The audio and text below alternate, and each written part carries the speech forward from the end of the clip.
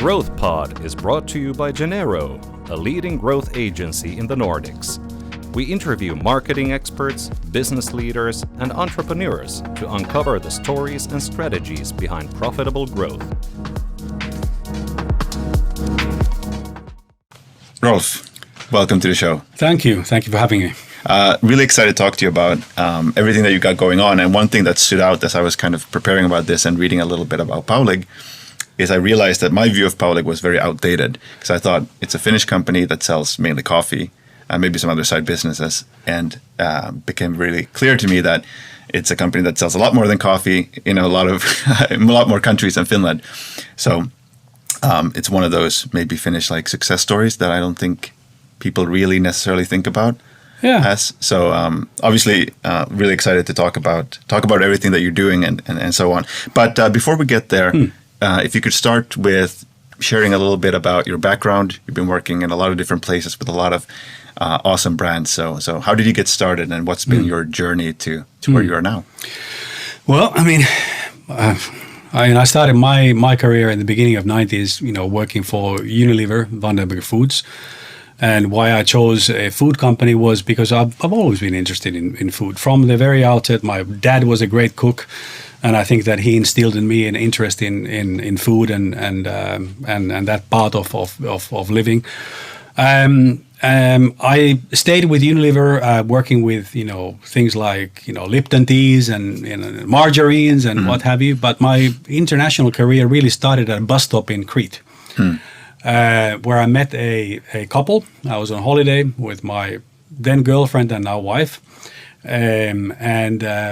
and we started talking with this couple and basically had dinner, and then, as you do when you have dinner in a holiday destination, you say that of course we'll meet again, and they happen to live in Denmark, and they said that you come and see us in Denmark. I said yeah of course, and 3 months later I think I was plugging away in Helsinki in my office, and I got a call from this guy and basically said that would you like to come and see us. So we did, and then we had a great Saturday evening, had dinner at her place, and woke up the next morning, and I was a little bit, tired, and I found myself to be in a job interview for Kellogg's. And then basically it started rolling from there, and a couple of months later, I found myself, working in Copenhagen, for Kellogg's. Worked for Kellogg's for a couple of years, then moved to Germany to work for Gillette. And with Gillette, I was with, close to 10 years. I worked in their oral care, segments. I worked on their blades and razor business, so Mach 3 and Venus and what have you. I moved with Gillette. I moved from Germany to the UK, to Switzerland and to Germany. And then the company was bought by Procter & Gamble, joined Procter & Gamble, stayed a couple of years. Back in Switzerland, and then I moved to work for Coca-Cola, and with Coke in different marketing and business roles. I stayed for the next 7 years, working in Denmark and the UK and the US. I came back to Finland in 2014 December and started with Fazer Confectionery, where I was the managing director for the confectionery business. And then in 2018, I then started at Paulig, and I've been with Paulig ever since. It's really fascinating. First, the story you shared, I didn't know about that. But the chance encounter, which then led to everything, very cool. You work with some really world-class brands, and also and now working with some of the Finland's most respected brands. This is kind of a broad question, so you can answer it however you will like. But what have you learned about how you build and maintain those type of brands that have those kind of brand equity? Obviously huge brand awareness among consumers, but also just they're constantly preferred by customers. What's your kind of philosophy around? So I think that the way I look at brand building and let's say maintaining brands is that you have to start with a foundation, and the foundation is that you really need to get under the skin of your consumer, your target audience. And really have a solid insight on what does their everyday look like? What are the touch points in their everyday to your brands? And in those touch points, whether it's a need or occasion or a solution, whatever it is, what is that your brand does differently, better, more conveniently, more enjoyably than the brands that they might otherwise choose. And importantly, what you also need to understand is that, is your consumer the same as the person who shops for your brand? And you need to tailor your strategy and your approach and your insight generation based on who purchases and who consumes. So, take, for example, a cereal. A mother will buy or a father will buy, for their kids a cereal. So, and he or she may not, consume it. So your story, to the shopper will be different than the story to the consumer. And you need to kind of be very, clear on who you're talking to. And I like to think about, that generating that insight and really understanding the role of your brand in the everyday as the foundation of your house. If your foundation is solid, then you have a chance of building a solid house. But if your foundation is weak, then fundamentally everything that you will do on top of it will be not sufficient, and you're not going to win in the market. And I think that I think is key. The second thing is, I think, which is very common with most of the brands that I've worked with, is that they have a very clear brand identity. I mean, they have consistently built certain color worlds, brand logotypes, jingles, taglines or whatever it is, and they have been at it and repeating those and utilizing those, for years and years and years and decades, and if not more.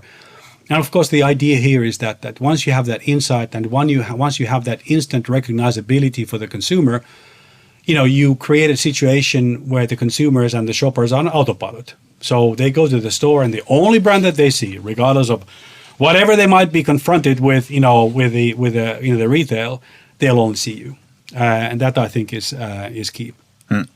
The other element on this one is that once you have that insight, whatever marketing communications you do, it needs to apply to the head, but also to the heart. And if it doesn't speak to your heart, if it doesn't create emotion, then you are vulnerable, as a brand to everybody else that's out in the market. Once you have that connection based on the insight that you've actually generated, I think you're going to be golden.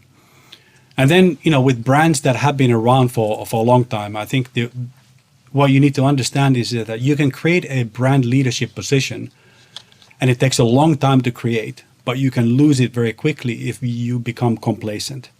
And that's why you need to track your performance. You need to understand where you're going with your share, where you're going with your brand awareness, where you're going with your brand preference.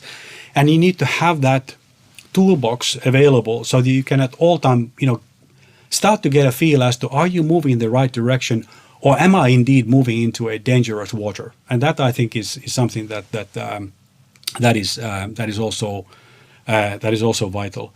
And I think the last point is consistency is key. Building a brand and driving a brand and strengthening a brand requires that you don't jump around. I mean, once you've laid that foundation, consistently be at it, and then once you do that, I think that you'll have a higher chance of success than if you don't. That was a kind of good list of the fundamentals. Yeah. Has there anything changed in the playbook? I'm thinking, for instance, given your background at Coke, you were global marketing director for sports and energy. Yeah. I'm thinking now for Prime, for instance, the sports drink. Yeah. They came up through very quickly. I think rose to like billions in sales. Now maybe struggling a little bit, but when you look at examples like that, has the kind of playbook changed fundamentally, or is fundamental still the fundamentals? So my personal opinion is that the fundamentals are the fundamentals. I mean, the consumers have not changed to something else. I mean, you might have different channels available to you. From a consumer point of view, you might be conversing with them in on your mobile phone, which you didn't do 10 years ago. But fundamentally, the basic laws of how you do marketing and how you build brands are the same. I mean, there's no such thing as digital marketing. There's just marketing in a digital channel. So the basic rules of how you make that connection are still there. And that's my opinion. Yeah. Now, obviously, I'm an old guy, so that it might not be true anymore. But so safe to say, when you're looking at across the broad portfolio of brands that you have, you're thinking to yourself more so about the basic questions like, do we have the right audience? Is our messaging on point? Are we being consistent? You're not necessarily spending all this time thinking about, is it going to be TikTok or is there something else? Like, it's more so about the fundamentals. I think the media agencies are going to be the ones who will, help us with, the tactics in how you reach your audience. We are responsible for the fundamentals on what is it that we sell and what is it that we talk about and how do we translate our understanding of the target audience into meaningful messages, to that motivates them and resonates with them. So I think that's the way that I look at that. And you'd be surprised how often I think companies don't spend enough time on the fundamentals. Mm-hmm. And when you don't have the insight generated, when you don't have the understanding generated, you end up in a situation where you start to put wallpaper out to the market. Yeah. Something that is completely, doesn't move a needle in terms of preference, doesn't resonate. It's just something nice to look at, but doesn't touch here. It's just, media for consumption. Yeah. More than anything. It's not something that actually drives the business or your brand forward. Yeah. I want to get your thought on something which I think comes up quite often when we think about Finnish companies, which is that we tend to undervalue and underinvest in marketing. That's the criticism. And I read a blog post where someone argued that effective marketing spend has dropped a lot because, yes, in absolute numbers, it's gone up, but not nearly at the same pace that the economy has grown. So we're spending a lot less on marketing, advertising. Do you think that's generally true? And do you think that there's potential upside to be had by simply being more visible? Like, don't change anything about your messaging, but just be more frequent, be more available. Or do you think we're kind of what are your thoughts about the level of media investment among brands, maybe particularly in Finland? Well,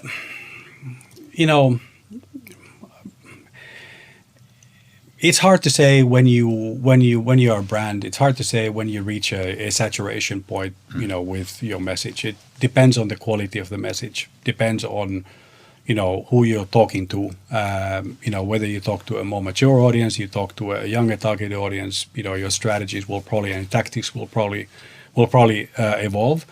I would say that the thing that strikes me generally in the whole topic when we talk about companies in this country is that I think our ambition level generally is too low. And by that I mean that we are sometimes we are on a really, really good roll and we reach the leadership position in this country and then we stop. And when we do that, we're actually not fulfilling the full potential of what you might do if you actually then reach out and play in a more international space. I mean, it's a comfortable choice because you know the market. And you don't have to invest an arm and a leg to get to a more international business, but you're also leaving money on the table potentially. And I think importantly, you don't necessarily learn, which is part and parcel of that then as well. So it's kind of almost like a self-limiting, self-sabotaging kind of thing? Yeah, I mean, if it can be. I mean, if you're happy with being in the national championships when you should be playing in the Olympics, then of course. I mean, it becomes a self-limiting prophecy in a way. Yeah, I think. I mean, you have done the opposite of that. I think with Santa Maria, for instance, where you're, I'm guessing, the market leader in Europe in the Tex-Mex category. Yes, we are. Where you could have been stayed just in Finland and Sweden and done really well for yourselves, but that was not enough, which is. Very good. Okay, so when you made the switch then from to Paulig, what was that like? Because was that your first CEO role? You had previously done mostly marketing, and now you're stepping and taking charge of the whole organization. I had I was doing a business unit director's role when I was at Gillette. I was the category head for sports and energy bevs when I was with Coke. So, and then obviously the managing director for Fazer Confectionery. Yeah. So it wasn't, the first, let's say, traditional management role, but it was the first CEO role for sure. I had this hunger where you do marketing for a long time, you can go in two different ways. You can say, I'm going to be a marketer forever, and I'm happy with that, and that's the pigeonhole that I have created myself, and I will do well in working in that space. Or you can say to yourself, well, actually, now that I've done marketing for quite some time, I'm kind of interested to see the other parts of the business and not just the sliver. And that's the latter was what I was really interested in. So I started to kind of get more and more antsy about, look, I want to really get my hands dirty in the rest of the organization as well. And now in the last 6 years, I've had that opportunity with Paulig, and it's been fantastic. No, I can totally see that. Now that you've gotten a broader and broader perspective on the entire business, has that informed how you think about marketing? Like, have you changed previously held beliefs about marketing now that you have kind of broad perspective? No, it has not. If anything, I think that they've confirmed the beliefs and I think you said earlier that sometimes people think of marketing as an expense as opposed to investment, and in my view, marketing is an investment, and obviously you need to kind of like adjust things when depending on where you are from a company performance point of view. But largely, I think what holds true is that the businesses who continue to invest, despite the fact that you might be going through certain cycles, are the ones that come out at the other end in a better shape than they came in. So, to me, marketing is very much an investment and not an expense. I mean, the way you look at it is, sales is responsible for sales today, and marketing is responsible for sales tomorrow. Yeah. I completely agree. One thing I'm always really interested to hear about is when someone takes on a new role, like for instance, CEO, what did the first, call it 90, 180, 180 days, first year, what did it look like? What were your kind of priorities? How did you structure your days? What were your targets? How did you think about, because it's such a big change, even though you have like lots of experience, you're stepping into a new organization with completely, I mean, everything is there's so much you need to kind of soak up so quickly. So how did you think about your first time at Paulig? Well, I mean, it was scary, it was motivational, it was inspiring, it was fun, it was hard. I mean, everything, right? I think my first and foremost focus, which I guess is with everybody who comes into a new role, is that you get to know the people. You try to spend as much time as you can listening, and try to get a feel as to where the company is and how people think about the company, and visit as many sites as you can, and so. When I joined Paulig, I think that I did that. And one of the things which I'm really happy about that we did was we actually did this exercise where I asked the entire organization, so 2,200 people, 2,000 people, asked them the question of, can you describe the company in 3 adjectives? Just to get a sense as to how people think about the business. And out came a certain word cloud, and based off that, then I started to think that, well, what are the things that we can do better? How can we improve, and maybe how can we unlock the mindset of the organization to drive further growth? And we did certain rejigs in the model of the company, and started to build a new Paulig, and obviously it been a very successful company up until that point, and now it continues to be a very successful company. Yeah, I think Paulig is doing over 2 billion in revenue. No, it's 1.2 billion. 1.2. Yeah. Well, a couple of years from now. Yeah. We'll repeat. Yeah, but still, massive growth, and like you said, you've had, I think, your biggest in terms of employees. The biggest factory is in the Netherlands, I think. It's actually our biggest site is Belgium. That's where our site is. Wrong in if you send us details. Yeah. Look, it doesn't matter. That's why I'm here. Right? So anyway, Belgium is our biggest site. We have more than 800 people working there, and then we have Sweden, then we have Finland, and then we have Spain.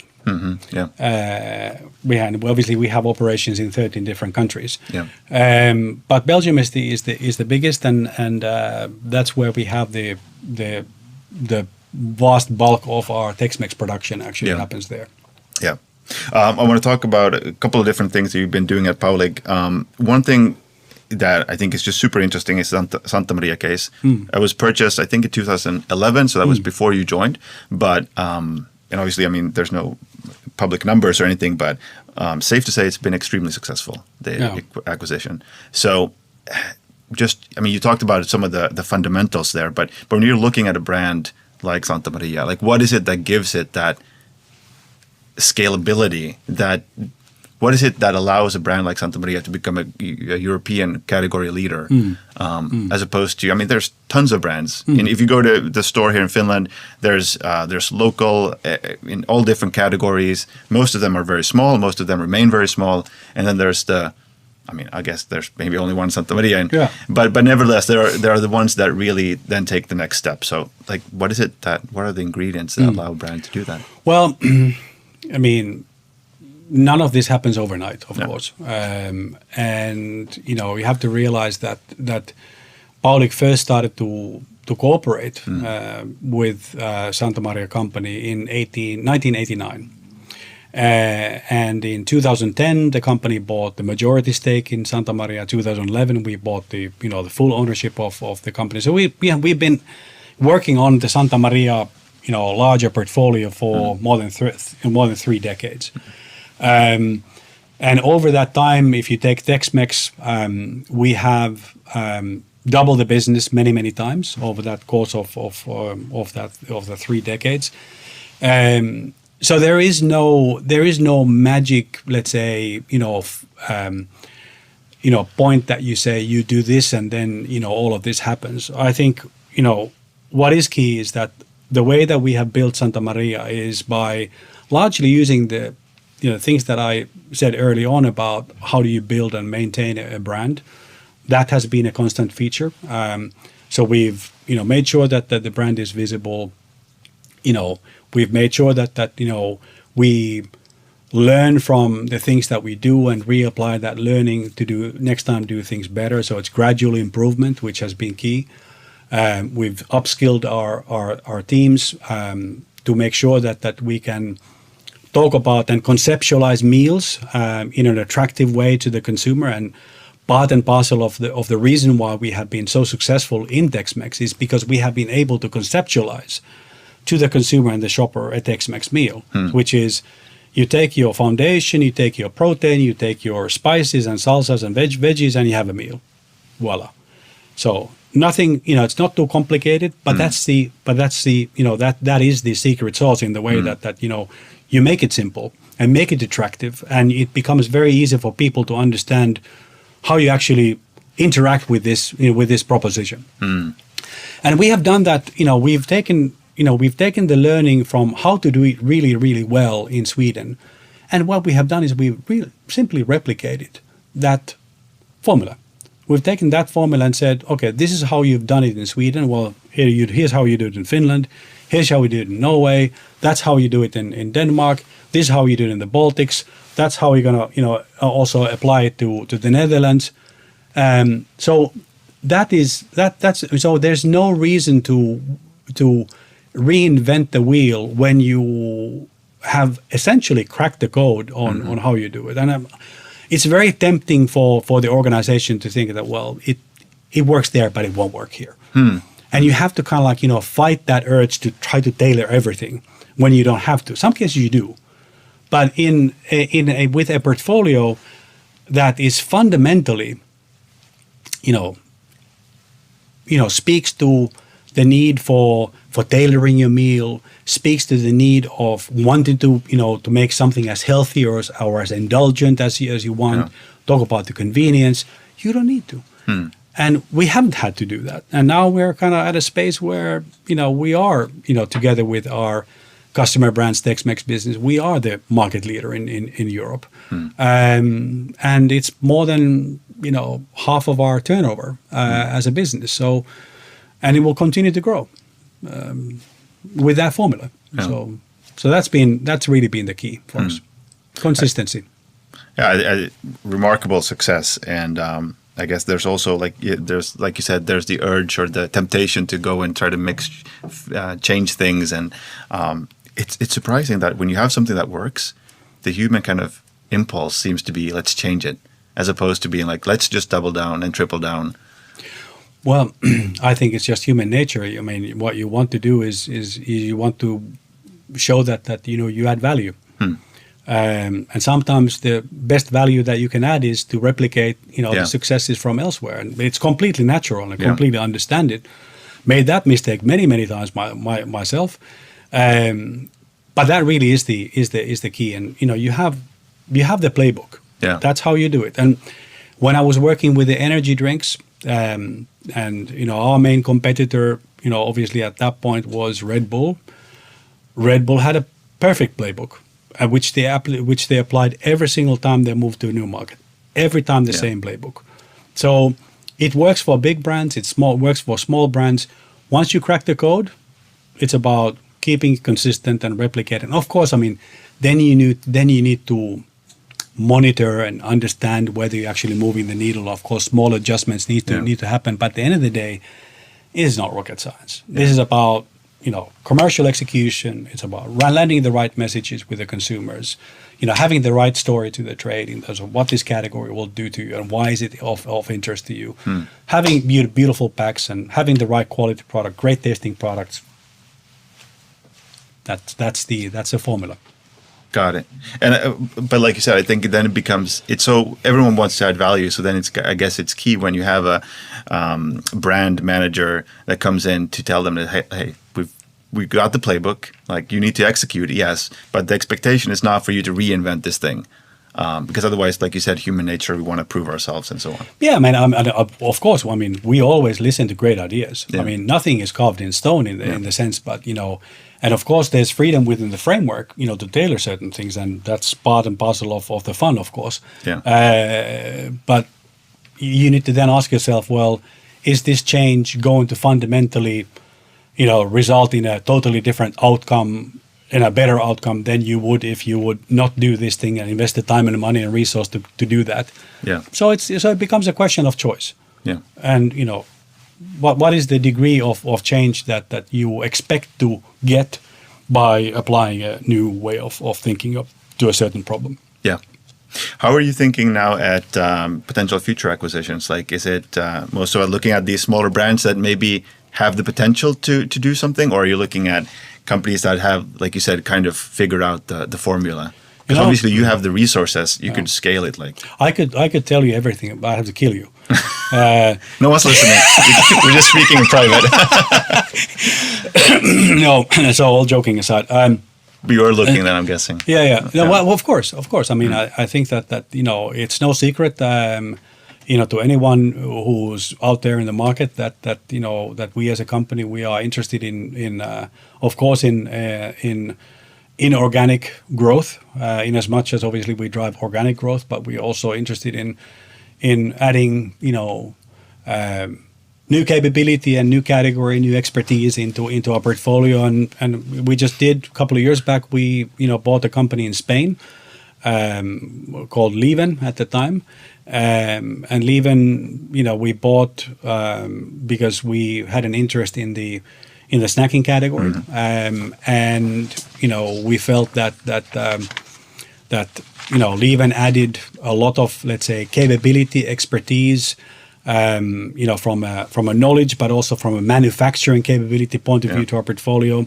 Being able to produce interesting snacks from different raw materials, grains and vegetables and fruit, was pretty enticing to us. So they have been now with us for a couple of years, and it's been a very successful, let's say, undertaking for us as a business. Okay, yeah, I wanted to ask about that. Reimagine Snacking is one of the growth platforms of the company. What's driving this demand for these different types of new snacks? Is it like environmental concerns? Do consumers want more choice? Like, what is it that fundamentally drives the category here? So let me ask you, do you snack, right? very seldom. But when you snack, why do you snack? I snack because I'm hungry. Bored, actually. More than hungry. Okay. Bored most of the time, yeah. Okay. So the reason I'm asking is that when you think about snacking, well, snacking's been around ever since humans been around, Yeah. and snacking will continue to be around as long as humans are around, for sure. And people snack for different reasons. They snack for, to get a pickup in the afternoon, for indulgence, for joy, to address their, feeling down and, functional, whatever. I mean, there's a whole plethora of reasons why you snack, including being bored and tired and what have you. So I think that what will happen with snacking is that it's a huge category. It will continue to grow. The demand for snacks will not go anywhere. My prediction is that, things like, more functionality from snacks, more sustainable snacks, better for you snacks, I think over time will, grow in importance. But at the same time, fundamentally, the core thing about snacks is taste. If the snack doesn't taste good, you're not going to eat it, regardless of the backstory. Yeah. It's just not going to enter into your shopping basket. So taste is paramount, and then everything else kind of follows from that. And I believe that in as much as the functional, better for you, and other elements and snacks which may be smaller at the moment, and they will grow. I think the indulgent part of snacking is probably going to be leading for quite some time. I don't think that's going to go anywhere. But I think the other parts will probably, start to make more of a splash in the category. Interestingly enough, when before we entered into the current recession, the economic downturn, these, let's say, alternative snacks, for the lack of a better word, we're gaining traction. And now with the economic downturn, what happens in an economic downturn is people, obviously, they have less money, and they tend to gravitate towards the safe choices. So the things that they know. So there's less of a willingness to try new stuff. And we see that in some of the category dynamics as well. Yeah. But we will come out of this recession and this downturn as well. And, things will, start to take a different, turn, as it always happens. And then it's just a question of, do you have the patience to continue to work on this broader category and then wait for, for those things to start to pick up in a different way? And for Paulig, the answer is yes. Yeah. I guess that's one of the benefits of being a family-owned company with a long history. There's a patience that... Yeah. And when we have popped snacks, we have tortilla chips, we have nuts, we have all you name it, we have it. So we operate the pretty much the full spectrum of snacking. And yes, I think that when you work in a family-owned company, the benefit of working in a family-owned company is that you have to look at this from a point of view of what the owners actually want. And in Paulig's, case, what the owners want is that they want to hand over the company to the next generation in a better shape that they got it. So that's the goal, right? But don't be fooled. I mean, the idea is not that we operate 50 years and that's the time span. Obviously we do, compete with, big FMCGs who are listed and who have the, quarterly challenge and have to deliver the quarterly results for their respective shareholders. And that means that even though we have that flexibility of executing and delivering on long-term strategy, we are still, competing against these guys. So we cannot be complacent. We have to be fast. We have to be also reactive. And that's the space that we operate in. It's not going to get any easier. It's just probably going to get more complex. But when you have progressive owners like we do, who are willing to invest, who are willing to take risks, who are willing to grow the company, willing to try new stuff, that's how we get there. And if you look at the history of Paulig, one thing which is which is kind of interesting, is that Paulig started off as a colonial goods store in 1876 in the center of Helsinki. And that point of time, the company sold, or the store sold coffee, spices, dried fruits and nuts, and some booze. Something like that, right? And over time, coffee and spices have been the constant in our portfolio. But in the decades, it's gone from that to having frozen foods, to having ice cream, to having you name it, category, come in and then go out and come in and go. So the business and the categories have basically grown and contracted, over the course of the decades.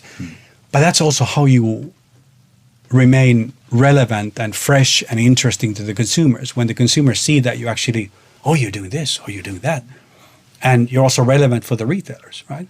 But that's been part and parcel of why we're still here 148 years later.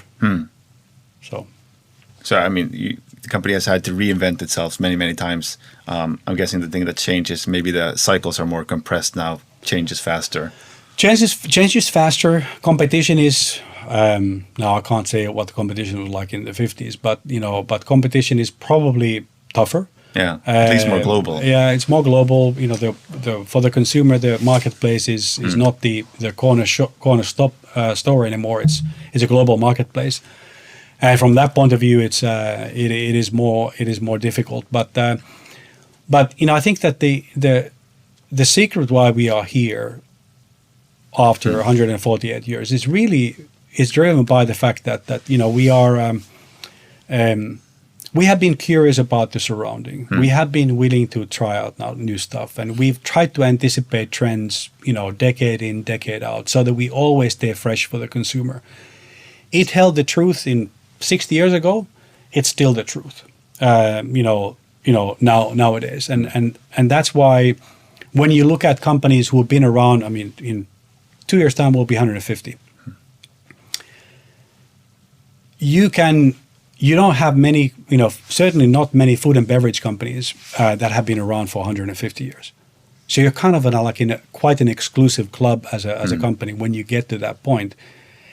And the real red line is in this interest and curiosity about the outside world, wanting to stay fresh for the consumers, wanting to stay relevant, understand what your brands and your products mean for the consumer on the everyday. And then, gradually improving. It's not about massive steps of improvement. It's small things. And over time, those small things, those small improvements that you do in your business end up in a significant, step change to your business. That's the way you do it. Yeah, that sounds like a good strategy. I mean, compounding is really, really powerful. Yeah. When you do it over 150 years, it's incredible. Yeah, and I mean, one of the things that I talk about and what I try to do at Paulig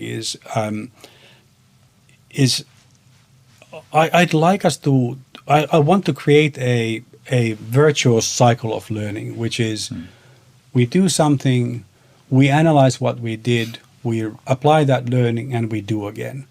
And you repeat that cycle and those small improvements, and you get to that big change.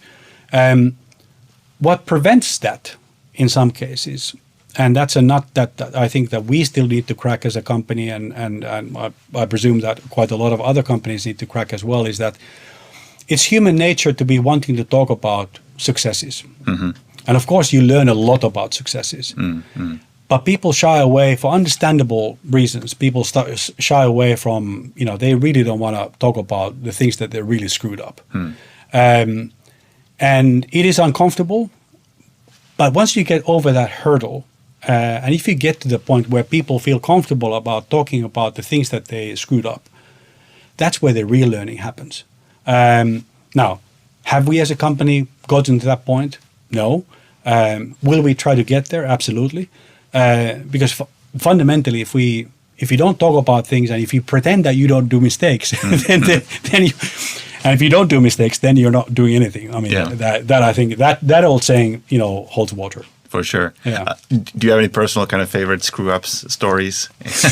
Yeah, I could tell you, but no, I mean, I think that there's plenty, big and small, and have to do with, positionings and getting things right from a marketing point of view, or introducing products that we did not listen to the consumers with the ear that we wanted. So many things. Yeah, the positioning is I mean the theory of how you do it, you define a category and then the message and all that. I mean that it's fairly straightforward, but positioning feels really difficult. It is. It is an art and a science. Yeah. How do you know when you've got it? Like, or do you ever? Well, it's actually quite interesting. When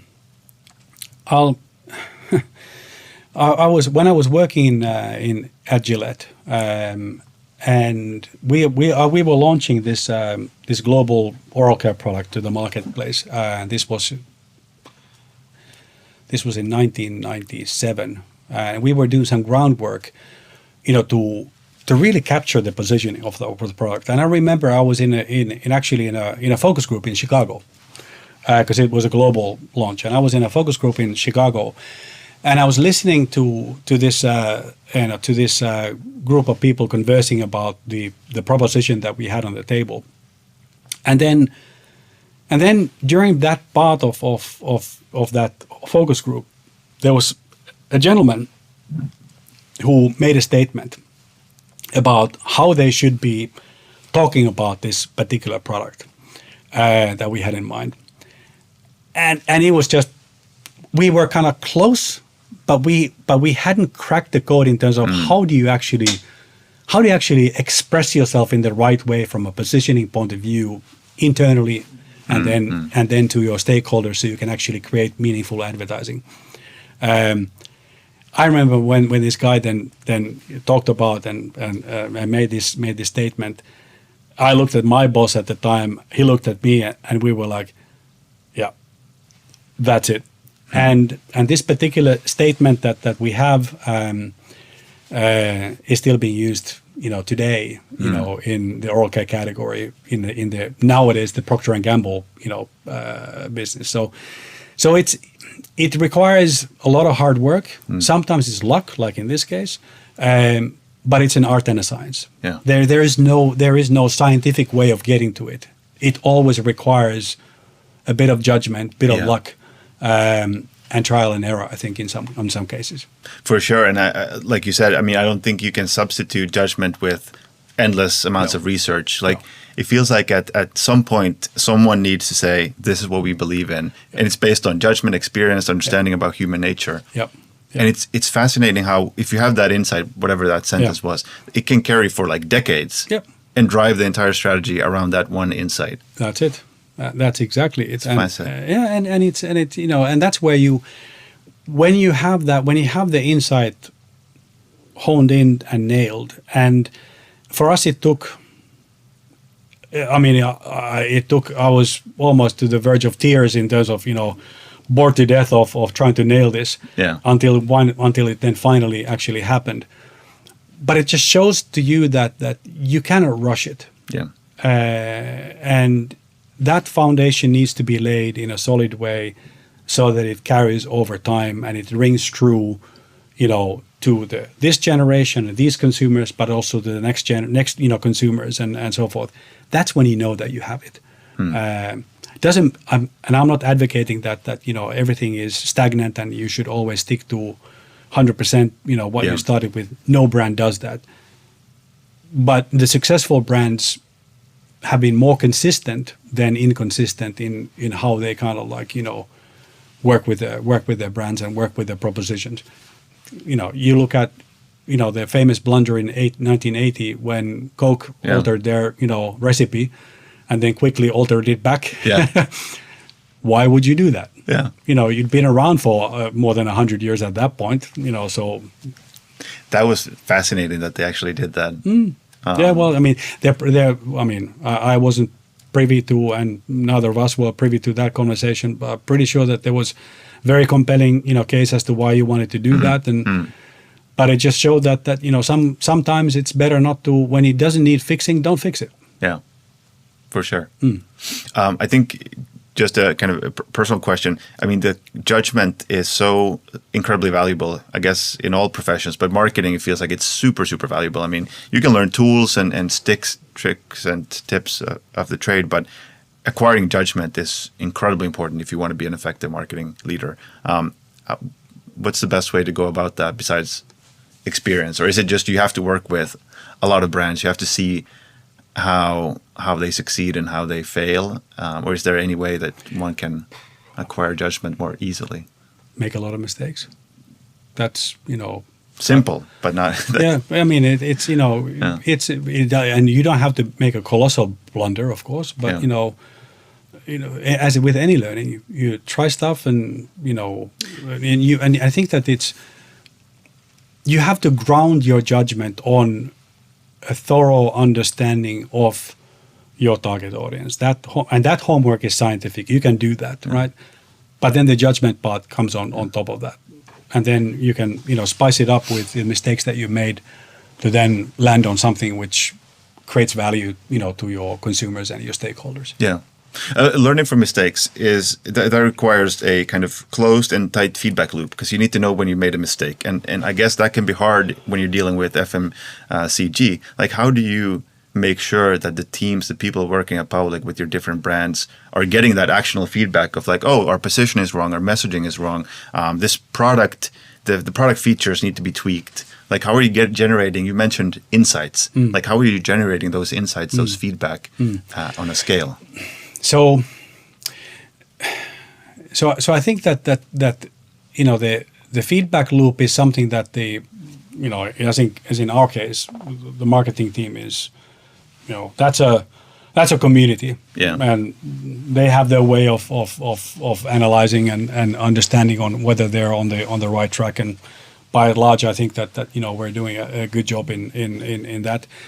I guess what I'm trying to get to is getting exposure, to not only the successes but also the learnings from the mistakes that we made on a broader level than just within a community. Yeah. Because there's a lot of value of sharing, the things that you might have made a blunder on with a broader community, because everybody will learn. And so that's something that we haven't cracked, at Paulig quite yet, but we will get there. Yeah, you mentioned one really key ingredient there is creating a space where people can talk about mistakes without being shamed or. And we had this one just about a few months ago. We had this one session where we had people coming into the leadership team and sharing some learnings of the mistakes that we had made as a company in a particular case. And it was probably the best conversation that we had as a leadership team in a long time. And we have good conversations, mind you. That's not the issue. But what was really refreshing about this one is that we really got to the core of the issue, and I think everybody felt that we really learned, and we could rejig and reorient ourselves, in a better way to address that particular, nut that we needed to crack. And that was because we had courageous people working in the organization who trusted us, and we trusted them, so that we could have this open conversation. Very valuable. I mean, awesome conversation with some real actionable follow-ups and course corrections as a result of that. Yeah. And that's what you get. But you have to create that you have to earn the trust of the organization, and so that they feel that hey, I made a mistake, I can talk about this without having repercussions. Yeah.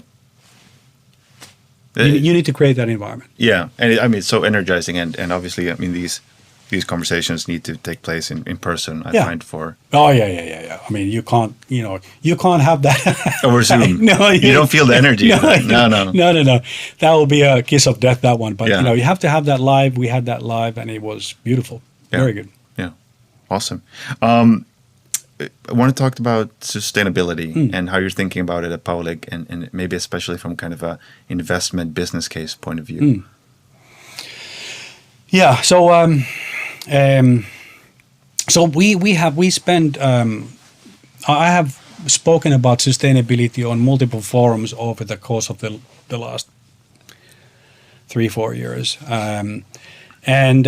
Oftentimes I get the question, and because obviously companies are different levels of maturity in their thinking and their planning and their execution of a sustainability, let's say, program. And oftentimes when I'm finished with my little song and dance, somebody in the audience will say, well, nice, but do people pay more because of the fact that you're now doing this, great program? So the question is, well, what is the business case for doing sustainability? And oftentimes, I say that hey, no, not at the moment. I cannot put a marker on the ground and say, because of this that we're doing, that people will automatically want to pay more for our products. They're not. But the way that I like to think about it is, it's not a question of what is the business case for sustainability. I like to think about it in the context of what is the business case for not doing sustainability. And once you turn that question around, once you look at it from that point of view, you realize that particularly as the younger generation, who is much more wiser than my generation, who is much more enlightened than my generation on this one, once they come of age and once they become, the dominant so-called generation, their expectation is to have these types of products, have these type of companies who are well-versed in sustainability, where their sustainability programs are not just something that lives on PowerPoint or not just something that you glue on top of the things that you do anyways. They will gravitate towards companies where sustainability is integrated into the business model. Sustainability informs the decisions that you do, whether it's a CapEx decision or a partnership position or a new market position or whatever it is. As in our case, I mean, sustainability, for Paulig now basically is firmly integrated into our business strategies. There is no separate sustainability strategy; it's just embedded there. And I firmly believe that once we put a year, put a couple of years, put 10 years, put 15 years, and as we kind of continue to plow ahead and continue to work on our agenda and being true to our values when it comes as a company of wanting to be a part of the solution and not the problem, that this will pay off. In the same way that when I joined the company Paulig in 2018, at that point of time, we had made a pledge as a company that we would have 100% of all the green coffee beans that we source globally come from verified sustainable sources. And I got to benefit, from the end of that program when just a couple of years later we reached that goal. But that was then the catalyst for us to think about, well, that's just one raw material. That's just one part of the business. What about the rest? And hence we then started to look at a much more broader but focused, sustainability approach for the company, which we have since, then operated. But in as much as you can't put a monetary value on it today, and in as much as it costs a lot of money to execute it today, it will pay off. Absolutely will pay off. I think that's really powerful when you can say, make that case, because if you're in a place where it's sustainability or marketing, where you have to pretend to be able to calculate the ROI today down to the last cent, or if that's the perceived, like that's the burden of proof, level of proof you need to have before you make an investment, safe to say that investment is not going to be made. Well, you will not be able, there is not going to be a business case that you can reliably put on the table to say that because of this, this and that happens. Yeah. This is an investment into the future. It's an investment for the benefit of the next generation. It's an investment to the next generation owners of this company that we have now, that we're working on this so that they can benefit from the fruits of this work once they become the leaders of this company. Yeah. And those types of investments have lots of compounding effects. It impacts employer branding and how you think about recruitment and how retail partners think of you as a brand. There's so many trickle down effects that you can't really see. This is a great point. Thanks for raising that, because I interview people on a regular basis who want to come and join Paulig, and one of the first questions I always ask is, well, why are you here? Why? What is the journey that has now taken you in front of me and you wanting to come and work for us? And what I get is, the categories, family owned, blah blah blah blah blah, all the usual suspects, and sustainability, always. So this is it is already. It's not something that is emerging. It's already a reason for people wanting to be employed by you. Because, and I completely get it. People are gravitated towards companies who have a higher value than just profit generation. It's important, of course, profit needs to be generated, but there's a higher agenda that attracts the people who want to work with you, and that I think is I can see that in my interviews. I think the people in the broader organization can see it. It's already a competitive advantage. Yeah. For sure. I think the fact that CEO comes on once a quarter and talks about EBITDA, that doesn't light a fire in most people's. Most people's like the only place where it lights a fire is behind me. So yeah, exactly. Particularly if it's not doing what I want. Exactly. Yeah. So no, I think that's a really good kind of place to end. I think that ties up a lot of things that we've been talking about. Unfortunately, we're out of time, but could continue this conversation for a really long time. But final question for you: is there anything across Paulig's portfolio of brands or products that you're kind of particularly excited about, or that you feel that people should know about? Anything new? Anything especially exciting? Well, I think that I think that we have a really strong portfolio as a starting point as a whole. Yeah. What I'm really excited about is the development in the food space in general. When we think about the evolution of the world cuisine and ethnic kitchens that are raising their heads and have already raised their heads in different parts of Europe and European countries, that's going to be a rich space, and that's where we will continue to drive our journey and drive value to the retailers, but I think importantly, inspire and delight our consumers. And that's where it's going to be. So watch that space. Okay. Well, that's good. That's good advice for everyone. Thank you so much for coming on, and really excited to follow along your journey to the 2 billion mark, which will hopefully come sooner rather than later. And I think from speaking just as a Finn, I think it was super impressive to see what Paulig has done especially over the last, I guess, decade, 2 decades. It's been truly transformative, and we need more of those kind of stories, more of those types of brands, and more of those types of investments. Yeah. Well, thanks. I think that it's been a pleasure. Being part of this conversation. I think the current management and the past managements who have contributed to this journey will thank you. Perfect. Thank you so much. Thanks. Thank you for listening. You can find all episodes of The Growth Pod on Spotify, YouTube, and Apple Podcasts.